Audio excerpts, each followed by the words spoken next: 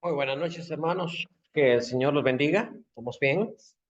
Estamos en punto todos. Bueno, para el día de hoy tenemos, como ustedes pudieron anticipar en el video que les envié, tenemos la formación del canon del Nuevo Testamento. Son dos cosas distintas. Por una parte, el Antiguo Testamento y por otra parte, el Nuevo Testamento. Su historia distinta. La próxima semana veremos ya algo de la crítica textual y ahí explicaremos qué es eso. Pero cuando nosotros hablamos de canon bíblico, estamos hablando de ese listado de libros que para nosotros es inspirado, ¿no? Entonces, la vez pasada hablábamos del Antiguo Testamento, en donde católicos y evangélicos pues discrepan, ¿verdad? Tienen diferentes nociones. En cuanto al Nuevo Testamento, son 27 documentos y todos los documentos que aparecen ahí son compartidos, o sea, el criterio es compartido por prácticamente todas las iglesias cristianas. Nosotros estamos acostumbrados en esta parte del mundo a hablar de católicos y protestantes, católicos y evangélicos, etcétera. Pero realmente el cristianismo es mucho más amplio del otro lado del mundo. Por ejemplo, existe la Iglesia Ortodoxa rusa, que es la que está en Rusia, Ucrania y todo eso. La Iglesia Ortodoxa Oriental, nestoriana, que está en Persia o en lo que hoy en día es Irán, Pakistán, toda esa zona de allá. La Iglesia Copta, que es la que está en Egipto. Entonces, es muy, muy amplio. Entonces, cuando hablo de todo el cristianismo como tal, tiene el mismo Nuevo Testamento, que son 27 documentos. ¿Cómo llegamos a la conclusión de que son 27 documentos? Que no son más, que no son menos. Bien, tal vez ustedes han leído o van a leer, si siguen investigando, que hay ciertos pensadores, ¿no? Escritores que dicen que hubo un concilio, ¿no? En donde se determinó que el canon de la Biblia tenían que ser 27 documentos. Bien, eso vamos a decir no es verdad. Sí existió el concilio de Nicea, ese sí existió. Pero ahí lo que se discutió en el 325, espero no dejar a alguien perdido en cuanto a esto, lo que se discutió ahí, por eso mando el video para que esté centrado para centrarnos en el tema, ¿no? Lo que se discutió ahí es si Jesucristo es consustancial con el Padre o no. Eso fue lo que se discutió. Pero no se discutió el canon bíblico, aunque ya el campeón de Nicea, se le llama a este señor, Atanasio de Alejandría, había dado un listado perfecto de los libros, tal y como los tenemos ahí en el Nuevo Testamento. Entonces, si no se decidió en un concilio, la iglesia no lo decidió, ¿cómo lo decidió? Bueno, lo decidió por medio de este concepto que nosotros manejamos que se llama tradición. ¿Ya? ¿Qué es la tradición? Parte del video, y ahí me gustaría que ustedes me interrumpieran y me empezaran a preguntar, ¿no? Pero parte del video hablaba de la formación. ¿Cómo fue que al apóstol Pablo se le ocurrió la idea brillante, ¿no? De escribir cartas a las iglesias que él había establecido, animándolas a seguir adelante o porque tenían algún tipo de problema doctrinal o un problema de tipo disciplinario en la iglesia, ¿no? Y entonces él escribe primero a los tesalonicenses. No sé para cuántos de ustedes fue sorpresa eso. La datación de un documento bíblico, es decir, cuándo se escribió un documento, es especulativo. Es decir, por ejemplo, dice Pablo, Silvano y Timoteo a la iglesia de los tesalonicenses, pero no tiene una fecha. No dice, estamos escribiendo en el año 49. No tiene una fecha. Entonces, ¿a partir de qué toma uno esa fecha? ¿Cómo es que uno dice, eso es en el año 49? Bueno, resulta que uno puede trazar la vida de Pablo. Nosotros sabemos, la tradición, que Pablo murió allá por el año 67, más o menos 67. Otros dicen 62, pero ahí estamos entre 62 y 67. Entonces, retrocedemos hacia atrás, que fue lo que él vivió. cuándo, por ejemplo, él empezó su ministerio. Y a partir de allí, entonces ubicamos más o menos la fecha.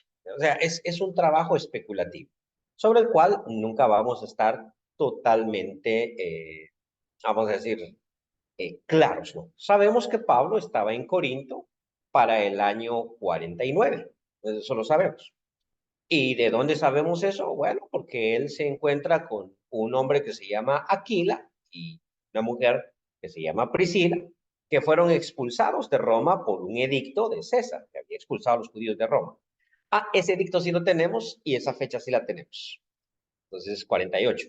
Entonces, si él los encuentra en Corinto, para el 49 él está en Corinto. Sí, sí, me explico, es especulativo. Entonces, de Corinto es que él escribe la primera epístola a los tesalonicenses y se cataloga como la primer documento del Nuevo Testamento. Y ahí hay ciertas cartas que uno puede trazar. Primera y segunda a los Corintios, no sabe desde dónde Pablo está escribiendo esas epístolas, antes de que regrese a Jerusalén, ¿no? Porque va a regresar con la ofrenda. Entonces uno va especulando ahí. Romanos sabemos que es una de las últimas. Hay ciertas epístolas de Pablo que uno no está seguro cuándo se escribieron. Una de ellas, por ejemplo, es Gálatas. Gálatas no sabemos cuándo se escribió. Es muy difícil datar. Eh, ¿Me está levantando la mano, hermano Raúl? Sí, sí, ok. Ah, perdón, sí, hasta ahorita miro la manita ahí. Sí, yo estuve leyendo, ¿verdad? ¿Mm? Y también Gálatas se cree que fue uno de los primeros, incluso se habla del año 49 también, ¿Mm? y disputándose con la primera de Tesalonicense, como usted ha dicho, y con Santiago. Sí, Que tam- sí, sí, sí. Ok. Déjeme hacerle un par de comentarios. Muy bien. La idea es esa, hermanos. Ok. La idea es que ustedes no se queden con lo que el video dice o con lo que yo digo en clase, sino que ustedes lean, por otro lado, investiguen y traigan los conceptos. Podemos estar de acuerdo, podemos no estar de acuerdo, pero la investigación así es. Y luego usted, bueno, en el examen sí me pone lo que, lo que es el video, ¿no? Porque eso va así. Pero luego ustedes tienen que desarrollar su propio criterio. Déjenme explicarles, bueno, no sé si ustedes han leído muy bien Tesalonicenses, pero en Tesalonicenses el apóstol Pablo no escribe la carta solo, sino dice Pablo, Silvano y Timoteo a la iglesia de los tesalonicenses. Muy bien, por eso es que dicen que es la primera, porque es la que él pone con otra gente, ¿no? Después solo va a ser Pablo.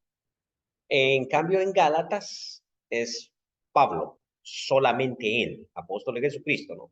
No firma Silvano, no firma, ¿cómo se llama? Timoteo, por ejemplo. Pues entonces, como no firman ellos, se considera, pues, no es de la misma época.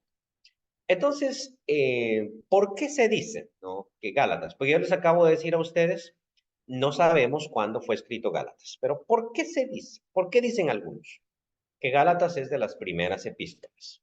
Esta es la razón. Resulta que Pablo está en Gálatas, ¿verdad?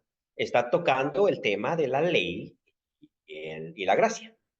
Nosotros tenemos que cumplir con la ley y circuncidarnos, o somos salvos por gracia y por fe. O sea, ese es el tema de Gálatas, ¿no? Ese tema se dilucidó en un concilio que se llevó a cabo en Jerusalén, que queda registrado en Hechos 15, si ustedes se acuerdan. Entonces, la lógica es esta. Si eso ya los apóstoles y los ancianos lo establecieron ahí en Hechos 15, y ese concilio se da más o menos en el 45-46. Entonces, aquí va la pregunta. ¿Por qué Pablo, número uno, no menciona ese concilio a los Gálatas? ¿Por qué cuando ellos están circuncidándose, él no hace alusión a ese concilio y dice, ya esto ya lo dejaron claro allá en el concilio, ¿no? Y entonces, ¿por qué no lo hacen? Entonces, la lógica es contestar porque el concilio no se ha llevado a cabo. Entonces, de ahí deducen, Gálatas es la primera epístola. O sea, de ahí viene esa deducción, ¿no? Y claro, eso es un buen argumento. Yo no voy a negarlo, es un buen argumento. Pero fuera de eso, no hay mucho argumento para situar Gálatas como una epístola temprana. Pero por eso yo prefiero decir, no sé. Cuando uno agarra un documento, un comentario de Gálatas, le van a hacer esta pregunta. O sea, es una pregunta que uno contesta. ¿Gálatas fue escrito para los Gálatas del sur o para los Gálatas del norte? La respuesta a esta pregunta cambia la fecha radicalmente. Entonces, la mitad de los eruditos piensan que Gálatas fue escrito para Galacia del Sur, que serían las ciudades a las que Pablo fue en su primer viaje misionero con Bernabé, que son Antioquía, Derbe, Iconio y Perge, ¿no? Las cuatro iglesias, los Gálatas. Entonces, él va en su primer viaje misionero, él regresa a Antioquía, ahí se da cuenta que allá les están enseñando la circuncisión, debate, manda la epístola a los Gálatas, luego va para el concilio a Jerusalén y luego regresa dando esas cartas a ellos. Esa sería como la lógica. La mitad de los eruditos dicen que Gálatas fue escrito para los Gálatas del norte, es decir, lo que en el tiempo romano se consideraba la provincia de Galacia. Esos no eran griegos, ellos eran galos, eran antiguos franceses, hoy en día diríamos irlandeses, ¿no? Ellos eran galos. Entonces, ¿en qué momento Pablo evangelizó a esos galos? Y la respuesta a eso es en su tercer viaje misionero. Entonces, ya ubicamos Gálatas mucho al futuro. Entonces, la mitad de los eruditos lo ubican temprano, la mitad de los eruditos lo ubican posterior. Santiago Santiago es ubicado como una epístola temprana por una palabrita. Dice, cuando a vuestras congregaciones o vuestras iglesias vienen, ¿cómo se llama este? Algún pobre y ustedes lo ponen ahí a sentarse y luego viene un rico. Entonces, la palabra griega que utiliza para congregación ahí o para iglesia es sinagoga, cuando alguien viene a sus sinagogas. Entonces, a partir de esa palabrita se dice, mira, parece que es primitiva porque la palabra sinagoga es muy antigua, ¿no?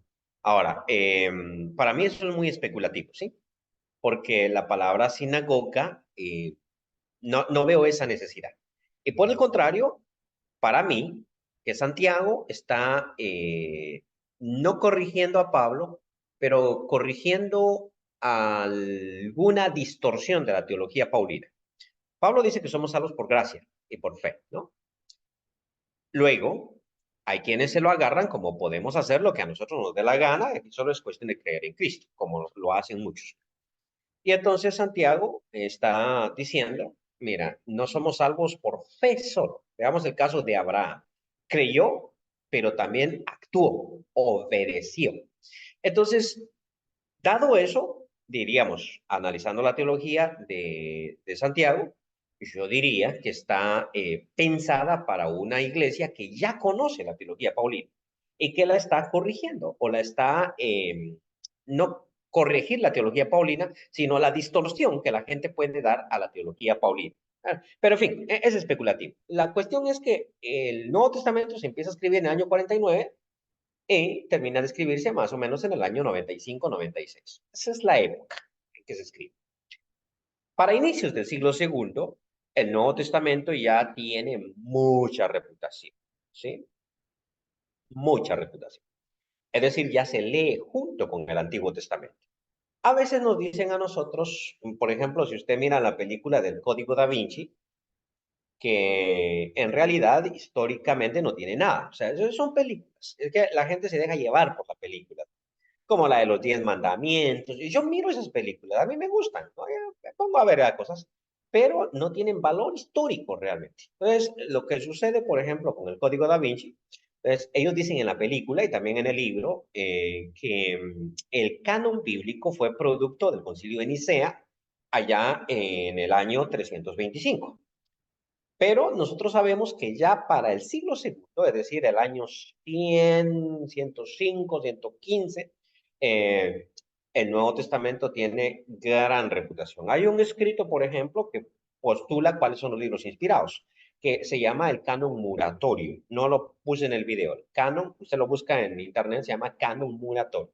Es un escrito del siglo segundo que ya estipula que son 4 evangelios, que ya estipula hechos, epístolas paulinas, o sea, ya tiene esa formación. ya se consideran los escritos del Nuevo Testamento como inspirados. A eso le llamamos nosotros Sagrada Escritura.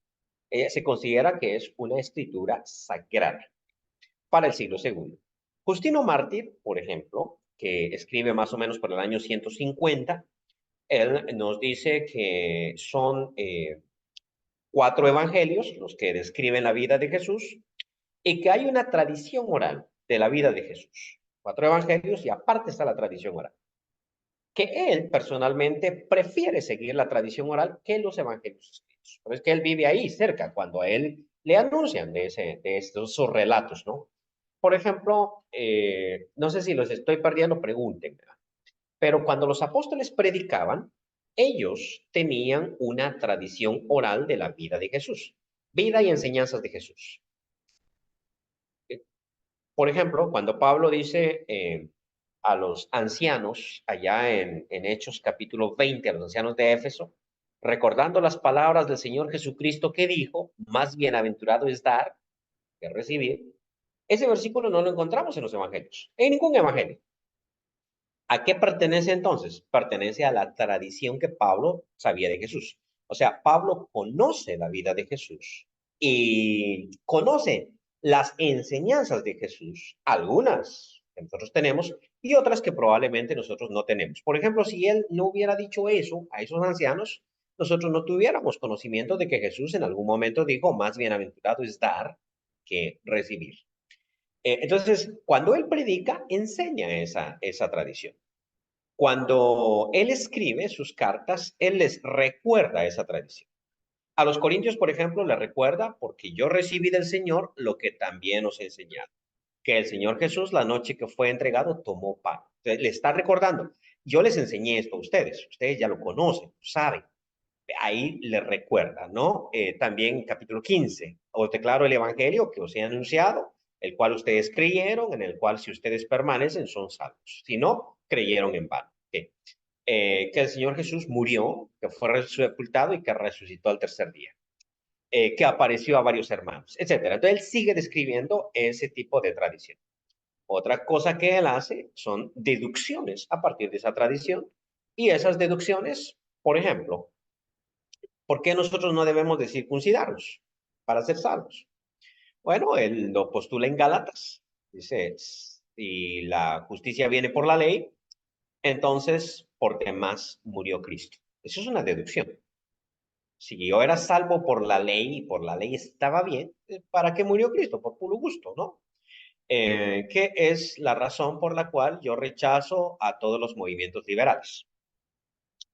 Los movimientos liberales nos dicen a nosotros, Jesús nos vino a enseñar una ética. Ese fue su trabajo. Realmente su muerte fue un accidente. Entonces uno dice, le quita valor a la muerte de Cristo, que es el punto central del Evangelio, que Jesús murió, que fue sepultado y que resucitó de los muertos al tercer día. Él le quita valor. Cuando, por ejemplo, nosotros decimos, mira, todas las personas están bien y todos los caminos llevan a Dios. El budista llega a Dios. El hinduista llega a Dios. Entonces Pablo usa una deducción, digamos así. Pues si los budistas llegaban a Dios, entonces Cristo vino a morir por puro gusto. Eso es lo que él plantea. Si circuncidándonos estábamos bien, entonces Cristo murió por puro gusto. Se hace una deducción. En el video yo medito sobre 1 Corintios capítulo 7, donde Pablo recuerda la tradición de Jesús, ¿no? Cuando, por ejemplo, eh, él dice, le hacen varias preguntas con respecto al matrimonio y él dice, esto lo dice el Señor. Lo que pasó es que cuando el Señor estuvo vivo, él enseñó sobre el tema del matrimonio. El marido no deje a la mujer no abandone al marido. Es la enseñanza de Jesús. Pero cuando Jesús estuvo en la tierra, no estaba la posibilidad de un cristiano con un no cristiano. Entonces luego Pablo dice, esto no lo dice el Señor, o sea, el Señor no lo dijo cuando él estuvo con vida, cuando él vivió entre nosotros, no pertenece a esa tradición. Esto lo digo yo, o sea, es una deducción que yo hago. Y por eso al final él dice, y yo creo al final de ese capítulo, y yo creo que yo tengo al Espíritu de Dios. O sea, eso significa, mi enseñanza está en total consonancia con lo que Jesús dijo. Muchas de las cuestiones que nosotros vamos a enfrentar en la iglesia probablemente no tengan parangón en el Nuevo Testamento. Nos enfrentamos a cosas a veces que no previó el Nuevo Testamento porque no existían en su época. En ese sentido, nosotros tendremos que hacer lo que se conoce en el movimiento de restauración como una inferencia necesaria, no vamos a decir aquí una deducción lógica. Y entonces uno dice, lo que pasa es que si opto por A, contradigo el Evangelio completamente, pero si opto por B, eso está en consonancia perfecta con el Evangelio de Cristo. Bueno, ya me estoy metiendo a otras cosas. Entonces, puntualizando, formación del canon. Para el siglo segundo, lo que nos interesa, ya todos los documentos que componen el Nuevo Testamento son vistos como Sagrada Escritura. Los Evangelios, las cartas Paulinas, otras cartas, Apocalipsis, todo eso es visto como inspirado, como Sagrada Escritura. El problema es que la iglesia no estaba de acuerdo en cuanto a cuántos eran esos documentos. Algunos postulaban 27, otros postulaban más. Había otras comunidades cristianas que consideraban, por ejemplo, que el Pastor de Hermas era un libro inspirado. A mí me encanta el Pastor de Hermas. Lo he leído un par de veces.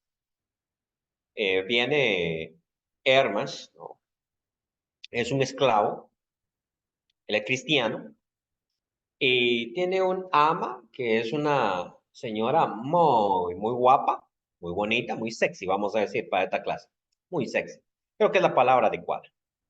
Ella está bañando en un río y le dice a su esclavo, eh, ven, alcánzame una toalla o algo por el estilo, una manta para secarme. Entonces, él viene y le alcanza la manta, pero tropieza, ¿no? Porque ella está en el río. Entonces tropieza y tiene que abrir los ojos porque él no quería verla. Y cuando la mira, y la mira súper guapa, súper sexy, entonces él tiene un pensamiento impuro.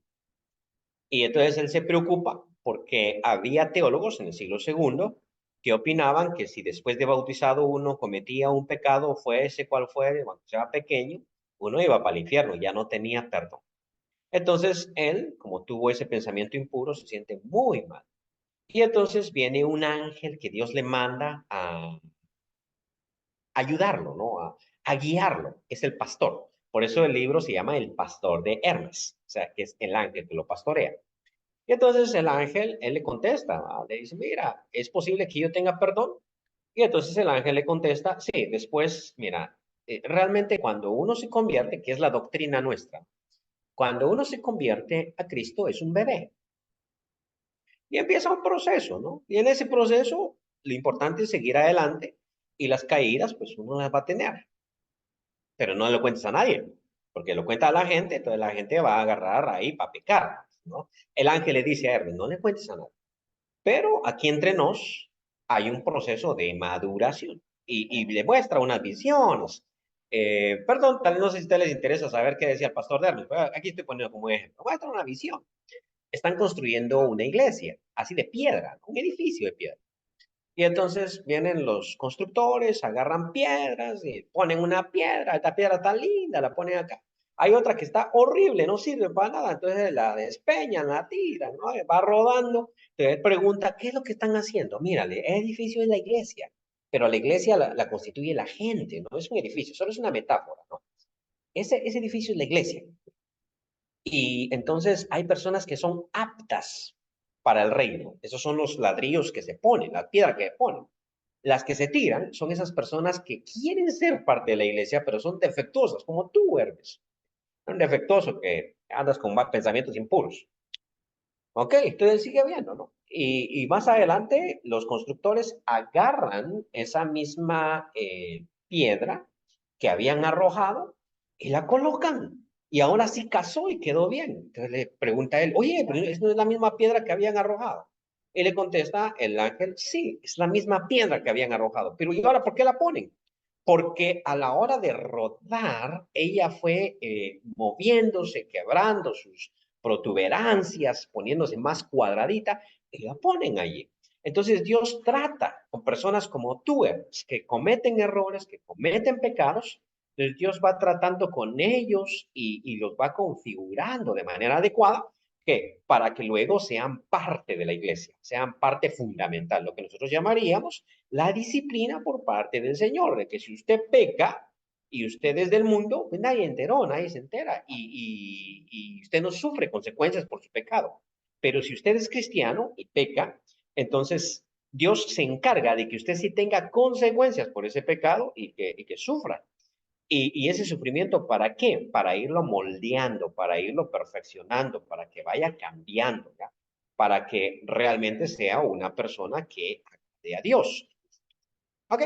Entonces, ese libro y otros más, como el libro de Bernabé, la Didache, o Didache, ¿no? ¿Cómo se llama este? Eran vistos como inspirados y se leían en las iglesias y había predicadores que predicaban de esos libros. Pero conforme fue pasando el tiempo, esos libros fueron quedando fuera de nuestro canon. ¿Los puede conseguir usted hoy en día para echarle la leída? Sí. El Internet, realmente cuando yo era jovencito no tuve estas ventajas que ustedes tienen. O sea, cuando yo me formé, cuando yo estudié, no, incluso cuando yo estudiaba mi maestría, el Internet estaba iniciando y ahí cualquier tontera existía, no habían páginas serias. Pero hoy en día usted puede conseguir todo eso. Entonces, si usted pone en Google, por ejemplo, el Pastor de Armas texto original, texto, le va a aparecer un PDF y ahí usted va a leer el texto original. Es más, hasta en griego lo puede conseguir, ¿no? Hoy en día hasta eso se consigue, pero usted lo puede conseguir en español y darle una leída y ver cómo está este libro interesante, que en determinado momento algunas iglesias, no todas, consideraban que podían sacarle algo de valor. En el siglo cuarto, no, pero en el siglo segundo, estoy en el siglo segundo. Esto no lo menciono en el video y es importante. Apareció un hereje. Sí tenemos la idea de que es un hereje, una persona que enseña una doctrina totalmente equivocada. Apareció un hereje, muy hereje realmente, que se llamaba Marción. Los papás de Marción eran cristianos. Su papá era anciano de una iglesia, era un anciano. Entonces, Marción creó su propia iglesia a su propio gusto. Por eso se convirtió en hereje. Tenía doctrinas muy raras. Una doctrina rara que tenía, por ejemplo, es que hay dos dioses, que el Dios del Antiguo Testamento es uno y que el Dios del Nuevo Testamento es otro. Distintos los dos dioses. El Dios del Nuevo Testamento es amor, el del Antiguo es ira y venganza. Dos dioses diferentes. Que todo lo que fuera físico es pecaminoso. Comer carne es pecado. Él no comía carne, ni sus seguidores. Tener relaciones sexuales es pecaminoso también. Aclarando el punto, en la iglesia a veces se ha visto así, pero no es así. Las relaciones sexuales no son pecaminosas, siempre y cuando se den dentro del contexto matrimonial. Es más, honroso sea en todos el matrimonio, es lo que el texto dice, ¿no? Y el hecho sin mancilla, pero aquellos que escapan a las relaciones sexuales matrimoniales, adúlteros y fornicarios, los juzgará Dios. Pero nada de malo con la situación sexual dentro del contexto del matrimonio. Pues Marción decía que no, que eso era pecado fuera, donde fuera. Entonces todos eran serios, los que eran de Marción eran serios. Y organizó una gran iglesia en la ciudad de Roma, una iglesia que vivió por 300, 400 años. Hoy en día ya no existe, pero existieron por mucho tiempo. Entonces Marción fue la primera persona que empezó a hablar del canon bíblico, que dijo, debemos determinar cuáles son los libros inspirados. Y claro, todo libro que contradecía lo que él decía era sacado del canon. Por ejemplo, las pastorales, la epístola primera a Timoteo o segunda a Timoteo, esas fueron sacadas por él. Él creía que no eran inspiradas. ¿Y por qué? Bueno, porque esas epístolas le contradecían su doctrina. ¿Cuál?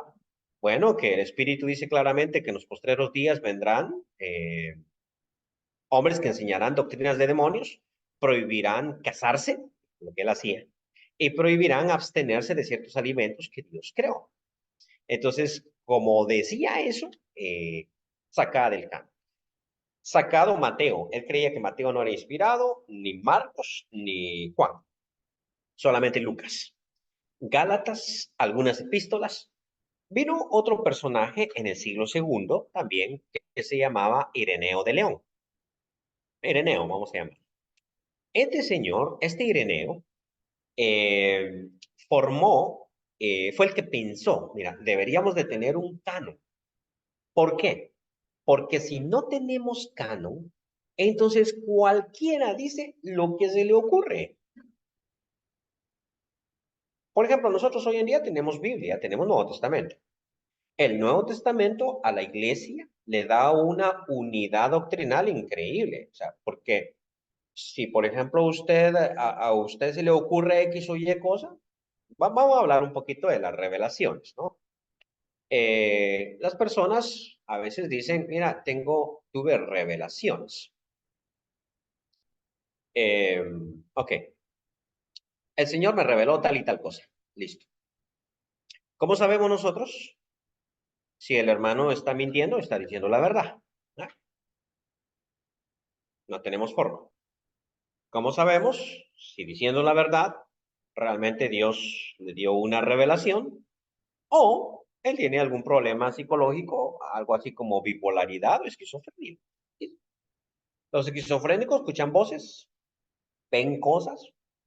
Hay una película interesante sobre esquizofrenia que se llama A Beautiful Mind en inglés. Mentes que brillan de un genio, pero que tenía alucinaciones. Que siempre tenía un amigo y una niña, dos amigos y una niña, ¿no? Entonces tenía alucinaciones. Y eso es real, o sea, existe realmente. ¿Cómo sabemos? Bueno, ahí es donde entra el Nuevo Testamento. Todo lo que las personas piensen, especulen, imaginen, tiene que ser colado por el Nuevo Testamento. Ya, eso es la idea de canon. Entonces, la idea que Ireneo tiene. Deberíamos de saber cuáles son los libros, cuáles exactamente, y a partir de allí, entonces nosotros juzgamos cualquier cosa. Hermana Rebeca. Profe, solo una cosa para agregar a su comentario que es muy interesante. Mi hermana trabaja en cosas de salud mental en Estados Unidos y hay una enfermedad que se llama hyper-religious, o sea, son personas fanáticas, hiperreligiosas y ya está considerado como una enfermedad mental. Y es bastante interesante manejarlo porque hay mucha gente que tiene hyper-religious incluso en nuestra cultura. Sí, sí, sí, sí, sí. O sea, pero ¿cómo sabe uno? Esa es la pregunta, ¿no? Entonces, el canon te dice, los libros sagrados te indican por dónde debes ir. Eh, entonces, Ireneo dice, debemos de tener un canon. Y ahí empieza el siglo segundo, empieza a describir lo que ellos consideraban como respetable.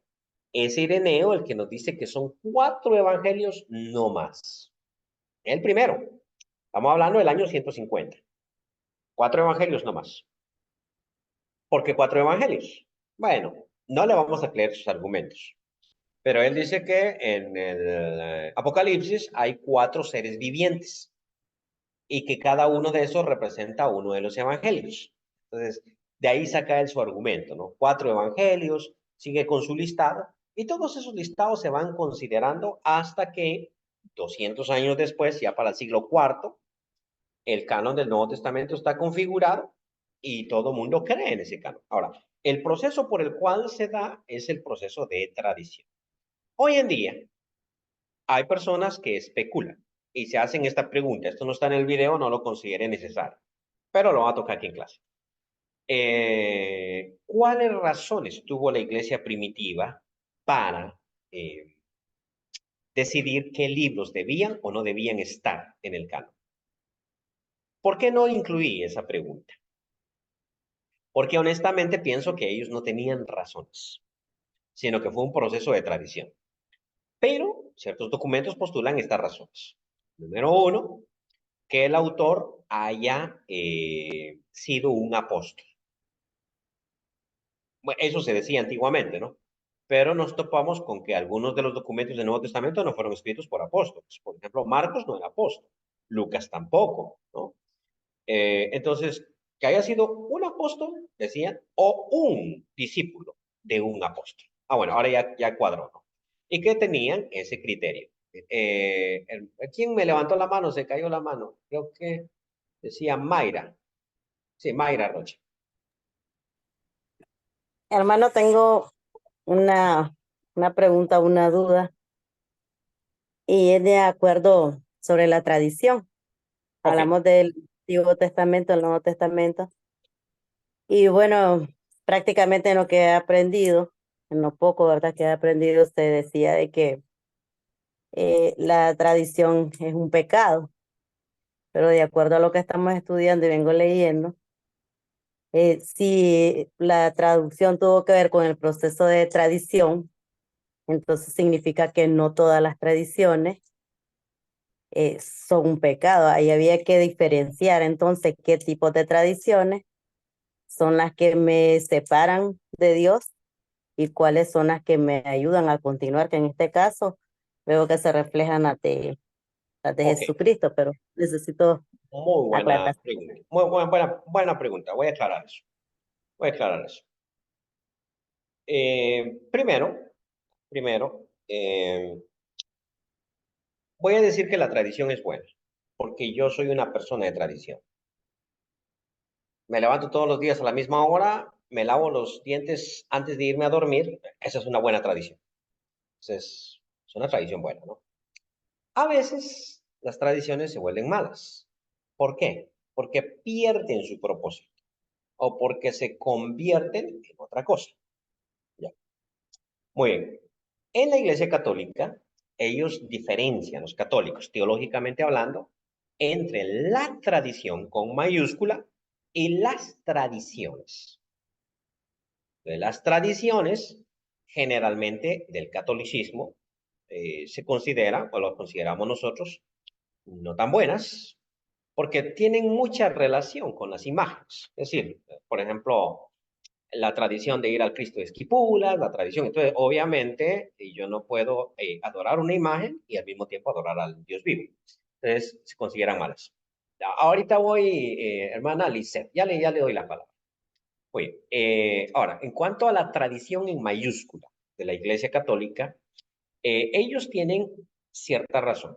Ellos dicen que la autoridad emana de las escrituras y de la tradición. Muy bien. La autoridad no solo son las escrituras, dicen los católicos, sino también la tradición. Y con la tradición se refieren a la tradición oral, obviamente. El problema que nosotros tenemos con la tradición es que la tradición cambia. O sea, si la tradición es una enseñanza, la enseñanza es cambiada con el tiempo. ¿Ustedes han jugado esa cosa que se llama el teléfono descompuesto? Que hacen una fila y entonces yo le cuento un chisme a la primera persona, ella le cuenta en secreto ese mismo chisme a la siguiente, a la siguiente, a la siguiente, a la siguiente, a la siguiente, hasta que llega la última y el chisme ya se deterioró completamente, ¿no? Este Como el proceso teléfono pasa. roto, lo conozco yo, ¿Cómo se llama? el teléfono roto. Bueno, descompuesto, roto. Pero Vale, sí, entonces, usted ve, sinónimo. entonces, quiere decir, Pablo le enseña a Timoteo. Listo. Timoteo le enseña al discípulo de Timoteo. Y el discípulo de Timoteo le enseña al discípulo de Timoteo y así nos venimos hasta ahora. ¿Cuánto se puede deteriorar una enseñanza a partir de los siglos? Y a usted va, eso va a pasar, ¿no? Entonces, ahí es donde uno dice, sí es cierto, cuando los apóstoles predicaban, había una tradición que ellos mantenían. Y con tradición me refiero a las enseñanzas de Jesús que ellos habían escuchado de manera oral, ¿no? Por ejemplo, Pedro escuchó esas enseñanzas. Listo. Marcos no. Marcos no las escuchó, porque Marcos no vivió con Jesús, no fue apóstol. Pero Pedro le contó a Marcos.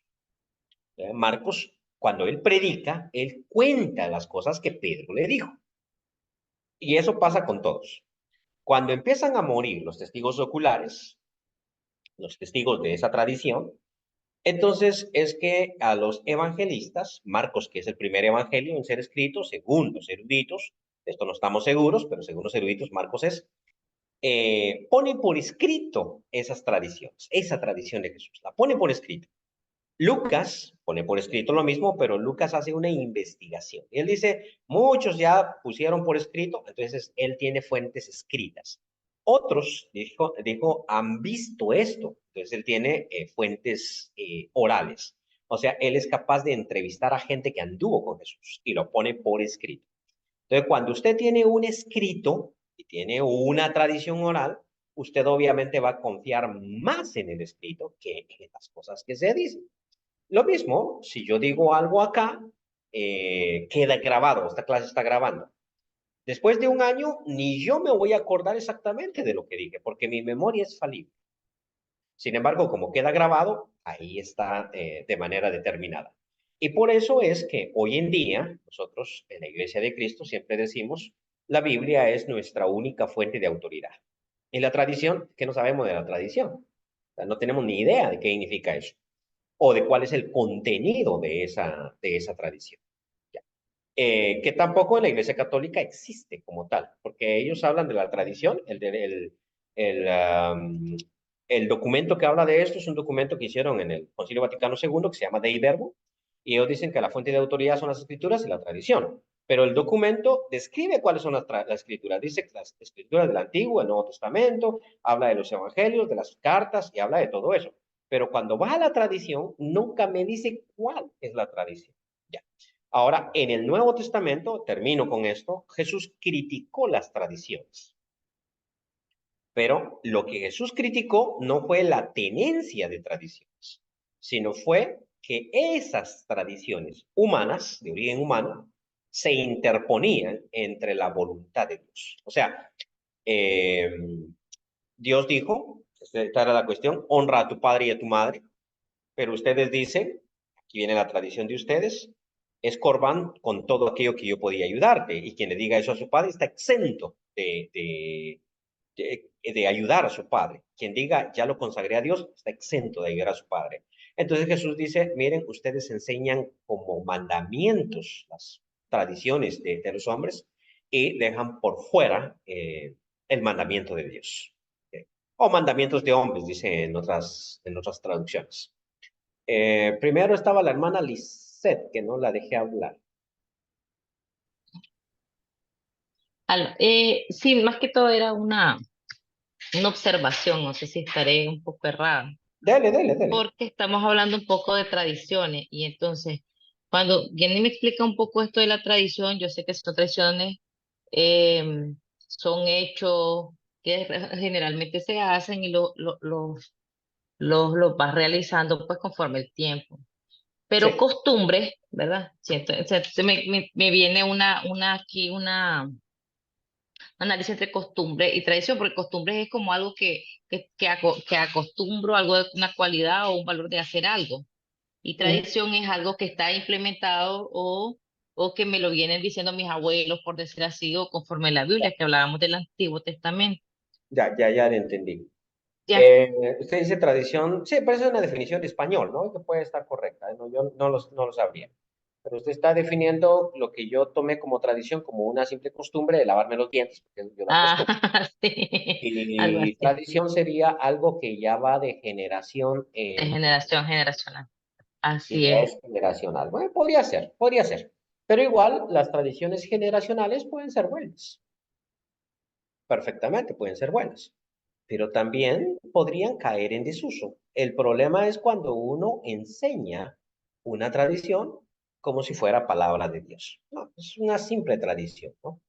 Yo estudié teología en la Universidad Católica y a un sacerdote ahí se le ocurrió decir que no era necesario andar con el rosario. Usted sabe que el rosario identifica a un católico, ¿no? Rápido uno sabe, monta uno en un taxi, uno sabe si es católico porque anda colgado al rosario.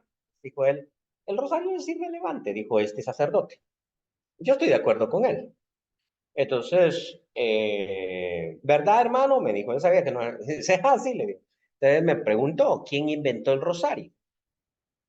Y yo le contesté, pues fue Domingo de Guzmán, el originador de la Orden de los Dominicos, en el año 1200, ¿no?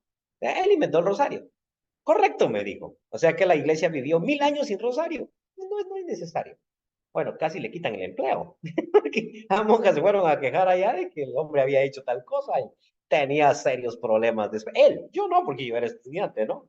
Pero él tenía serios problemas y me dice a estas monjas que no pueden comprender. Claro, entonces el rosario se da porque en aquella época ¿cómo se llama? Los dominicos rezaban mucho y perdían la cuenta. Reza 15 padres nuestros. Cuando voy por el 14, ¿era 14 o 13 o 12? ¿Cuántos llevo? Entonces el rosario era el instrumento para ir pasando las piedrecitas, ¿no? Y hacer sus rezos, ¿no? Era parte de la disciplina. Y entonces en su momento le sirvió, pero podría desaparecer. Esas son tradiciones de hombres, ¿no? Tradiciones de hombres que cuando se enseñan como palabras de Dios, entramos a un problema. Bien, hermano Alan.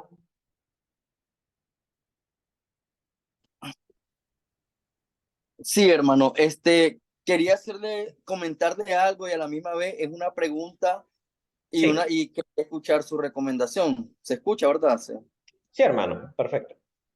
Mira, hermano, aquí en Nicaragua tenemos un gran problema con lo que es, digamos, la tradición, el testimonio que uno como cristiano pueda dar. ¿En qué aspecto? Le digo yo, mire, un ejemplo. Un día yo llego donde un hermano que es muy preparado, él estudió fuera de en los Estados Unidos teología, estuvo también en Baxter, llegó a su casa con un converso. Pero el hermano, la casa la tenía bien bonita y con árbol de Navidad y todo. Pues para mí está bien, pues.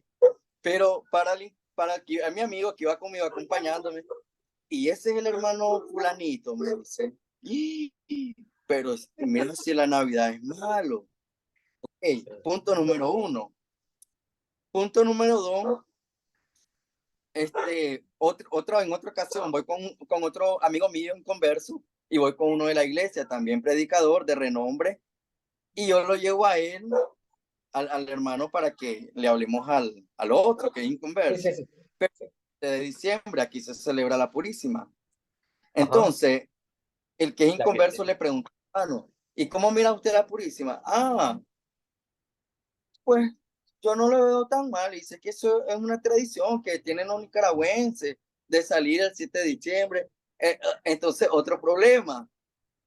Llegó, escucha bien lo que yo le quiero decir para escuchar su recomendación.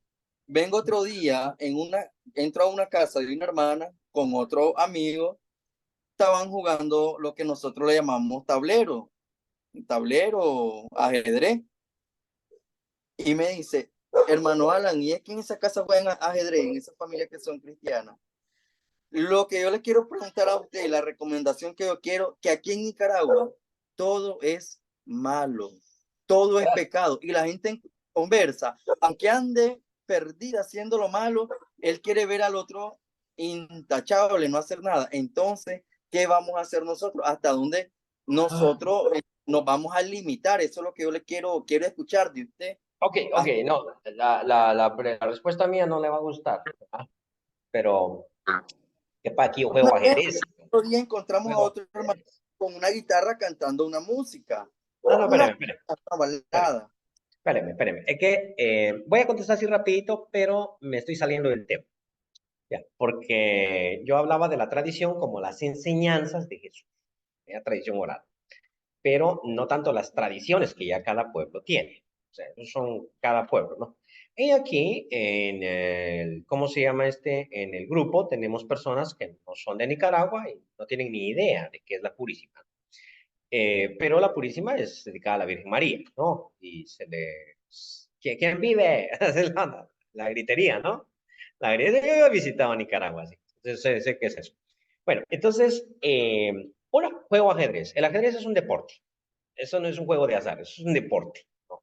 Y un deporte de estrategia. Y realmente me gustaría que toda la gente lo jugara. Claro, trabaje, no ande jugando todo el tiempo, ¿no? Aunque hay unos que ganan plata jugando, que son buenos. Y es otra cosa. Y a veces aquí usted tiene que tener una doble. Estoy contestando aunque no viene el tema. Una doble, no una doble moral, no. Es un comportamiento que tiene que estar basado en dos límites. En principio, si algo no es pecado, como jugar ajedrez, no debe usted hacer que su libertad que tiene en Cristo sea limitada por el criterio del otro, porque últimamente ya no vamos a hacer nada. Hay personas que consideran en el medio religioso que lo que nosotros estamos haciendo aquí, teniendo una escuela bíblica online, es pecado. porque en la Biblia no aparece escuela bíblica online, entonces es pecado. Si nosotros nos sometemos a ese tipo de personas, terminaríamos esclavizados. Y la verdad del evangelio no queda ya con la gente. Entonces uno tiene que ser claro, eso no es pecado, ya. En cuanto a cuestiones que no son pecado, pero que están mal vistas. Por ejemplo, en el sur de Guatemala, para poner un simple ejemplo, sur de Guatemala, allá por donde yo vivo, los hermanos consideran, y la gente también del mundo considera que jugar fútbol es pecado. Yo juego fútbol, ya lo digo aquí abiertamente, no juego fútbol. Sin embargo, si a mí me invitan a predicar por allá, bueno, hay años que no juego, yo jugaba, me invitan a predicar por allá, yo no voy a jugar. ¿Y por qué no voy a jugar? Porque eso va a limitar mi accionar. Entonces, tenemos a la persona que puede ser evangelizada, pero luego si mira el arbolito de Navidad, ¿cómo se llama este? En mi sala, para él yo soy un pecador y ahí ya me cerré una puerta, ¿sí? Pero al mismo tiempo, si mira que yo juego ajedrez y yo escondo el ajedrez, tengo una doble moral. Si yo considero que eso no es pecado, yo lo debo practicar. Y claro, sería una muy buena oportunidad para explicarle, esto no es un juego. Si yo estoy jugando dados, naipes, lo que sea, ¿no? Y hasta me atrevería yo a decir que el problema es apostar. El apostar se convierte en un vicio, que es el problema con ese tipo de juegos. Por ejemplo, hablemos de un juego que es polémico, ¿no? El billar. El billar es polémico. ¿Qué es lo que pasa? Que en nuestro territorio centroamericano o latinoamericano el billar está relacionado con drogas, con esas cosas, ¿no? Aquí cerca de donde vivo hay un billar. Y ahí, cuando uno pasa, el equipo está a todo volumen, estoy seguro que ahí hay drogas, estoy seguro que hay todo ese tipo de situación. Entonces, yo no me voy a meter ahí, ni quiero que alguien de la iglesia me vea metido ahí, que vaya a pensar, uy, me puedo meter ahí. Y él va a ser, ¿cómo se llama este? Tentado a participar de todo eso. Sin embargo, en un país europeo, el billar es un deporte de élite. Hasta hay campeonatos mundiales sobre eso. No apuestan, sino que hacen unas hazañas increíbles y hay torneos mundiales de eso. Porque es un deporte de estrategia, de física, de destreza, o sea, la pura física, la ciencia de la física se pone en juego ahí. Y entonces uno dice, oye, eso es malo. Bueno, lo que pasa es que depende del contexto donde te mueves y el propósito donde estás. Si yo fuera predicador en Nicaragua, jamás me metería a un billar. Pero si yo estuviera en Europa, tendría mi mesa en la casa. Pasaría en mis ratos libres desestresándome y practicando, ¿no? O sea, porque es física, es deporte. No sé si contesto, si les agrada mi respuesta, pero no, esto tiene que ver con el tema. Entonces, estos libros, ahora sí, estos libros del Nuevo Testamento que tenemos, algunos de ellos fueron puestos en tela de juicio, como bien lo vieron en el video, Hebreos, Apocalipsis, sobre todo, ¿no? Hebreos, porque Hebreos dice que si usted peca, ya no queda más perdón por el pecado. Pero es que usted tiene que notar qué es lo que dice en su contexto, cómo interpretar bien ese pasaje, de acuerdo al contexto, qué implica eso, ¿no? Juan también habla de un pecado de muerte. ¿De qué implica eso realmente? No me van a preguntar eso porque ya llegamos al final de la clase. Eh, pero se consideraba así estricto, un cristiano no puede cometer un pecado porque ya está expuesto al infierno y no puede arrepentirse. Entonces, obviamente la iglesia dice, eso no es así. Realmente un cristiano es un bebé. Ahorita estoy haciendo una serie de videos que voy a publicar después sobre este libro bonito, mis 40 primeros días, está escrito en inglés, estoy haciendo estos videos en español y ahí los voy a publicar cuando los tenga, los 40, que da las 40 lecciones que todo cristiano debe saber después de su bautismo. La que tengo para mañana es, eres un bebé. ¿Y eso cómo es? Cuando naces en Cristo eres un bebé y empiezas a caminar, ¿no? Y en el caminar te vas a caer. Es parte del proceso. Primero se gatea, luego se camina, luego se cae, se levanta, corre, el niño corre, se tropieza y cae. pero se levanta y sigue. Y lo que hace que un cristiano madure no es no caerse, sino levantarse cada vez que cae. Y ese es el punto de la lucha constante. Había un hermanito que todo el tiempo iba a mi oficina a decir, hermano, hoy me enojé. ¿Y cuándo va a ser el día que usted no se enoje? La pregunta mía, aquí en la mente, ¿cuándo va a ser ese día? Pero llegó un día en que él no se apareció por la oficina. Tal vez no se enojó, se aburrió de decirme, ¿no? Cualquiera de las dos posibilidades, pero llegará un día, siempre y cuando luchemos contra nuestras dificultades. Entonces, cuando ya se interpreta bien Hebreos, se nota que no tenía que ver con eso. Y Apocalipsis, que era usado mucho por un grupo herético que se llamaban los montanistas, no los marcionitas, que fue lo que estuve hablando hace un rato, de Marción. Los montanistas, que utilizaban mucho Apocalipsis, y por eso algunos teólogos antiguos, de la iglesia antigua, veían Apocalipsis como no mucho nos gusta, ¿no? Eso es como en la iglesia de Cristo no predicamos de Malaquías. ¿Por qué no predicas de Malaquías? No mucho me gusta.